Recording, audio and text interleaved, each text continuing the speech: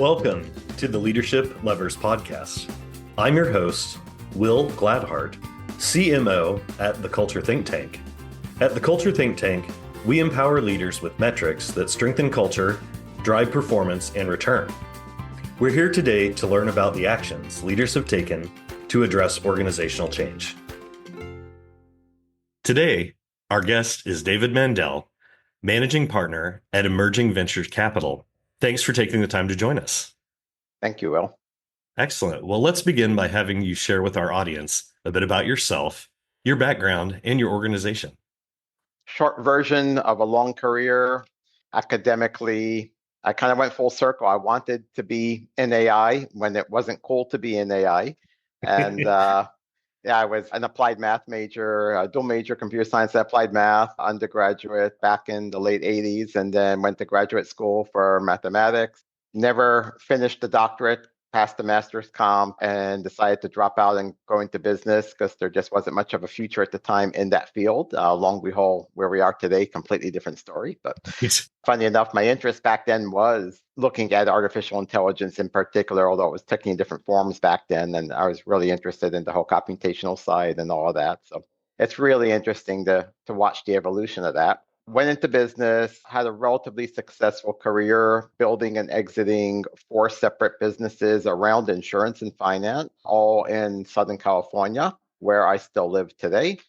They were each different businesses, mostly underwriting businesses where we were balance sheet companies. We took on risk. So I was a lifelong underwriter, whether it was having the second largest non-standard auto insurance carrier in California, which we exited to Kemper in 2014, or having a subprime auto lender and a couple of other businesses along the way over about a 28-year career.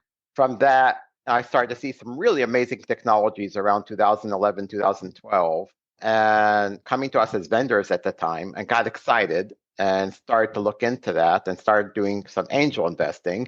And it became a passion. And eventually I decided I want to do that full time and exited my businesses that I had at the time and became a full-time investor. And fast forward 2019, partner and I started a small fund, Emerging Ventures Capital. We're now on our third fund there, our third vehicle that we're investing from that fund. We invest in US and Canada-based B2B tech startups that are using emerging technologies to solve business challenges. I get to spend most of my day talking to the geniuses inventing the future, and that's kind of cool. I love that. I love that you shared you've come full circle from that mathematics and quantitative background to now being back in it many years later in a different version. And congrats again on your third capital, outlay for the emerging ventures. That's really exciting. So you've obviously worked with a lot of different leaders, a lot of different individuals. We'll be discussing 3 questions today. As a startup to our conversation, would you share why you believe a healthy culture is critical? Culture is everything, and we've seen it over and over. I've seen it myself running businesses as an operator, and when culture goes sideways or where culture isn't as toxic in any way, it kills a business very fast. It kills, unmotivated employees or unproductive employees, and it's contagious, it's infectious. If you get one bad apple who's disgruntled, before you know it, you have a whole disgruntled team. So having an aligned, motivated team of people focused on execution is critical. When we're today in my role, when I'm judging potential startups to invest in, what I look for is not necessarily culture, but the founders who eventually will have the right culture or instill the right culture in the team. What I look for in them is that spark and that grit, combination of basically they get stuff done. They are go-getters, they're enthusiastic, passionate, and just no nonsense, moving fast. And they will have that personality where they'll attract others like them around them, and together they will be able to get a lot done very quickly on a smaller budget than their competition, and that's how they'll win.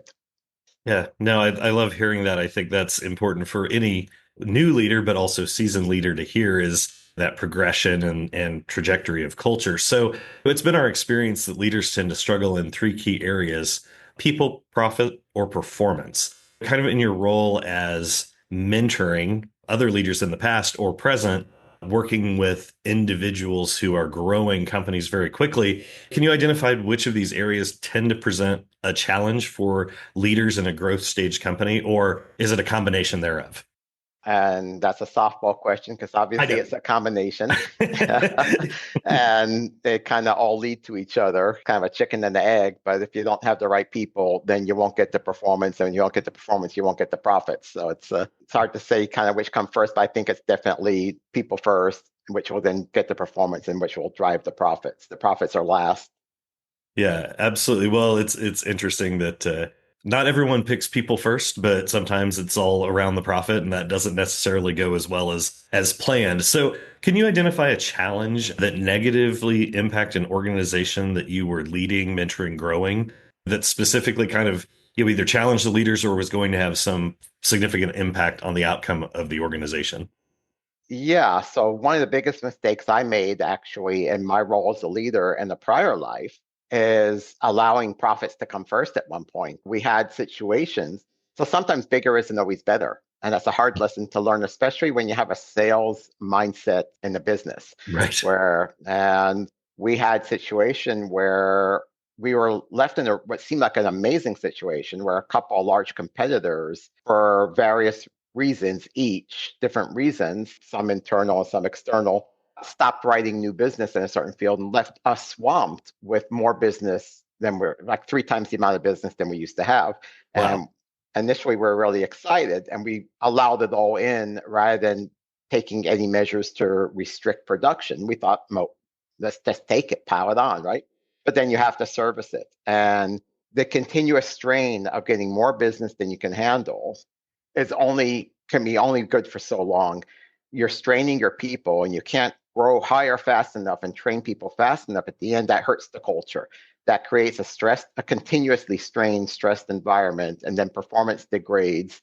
And at some point, more is not better. And growing bigger isn't always better. Growing fast is not necessarily good. And that's advice I give today to some startup founders where there's in the venture capital space in particular, there's a culture of grow at any cost, just grow, grow, grow, grow, Yes. grow.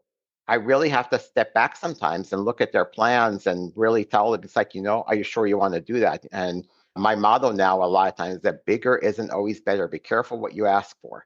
Really double think up twice about is that what you want, or should you stay smaller, grow slower, and have a different culture, a different environment? Because once you go down that path, it's hard to take a step back. If you bring in the kind of investment that is going to expect that kind of growth, then you're getting onto a hamster wheel that's hard to get off of. And I've seen a lot of founders 5 years later say, I wish I never did that.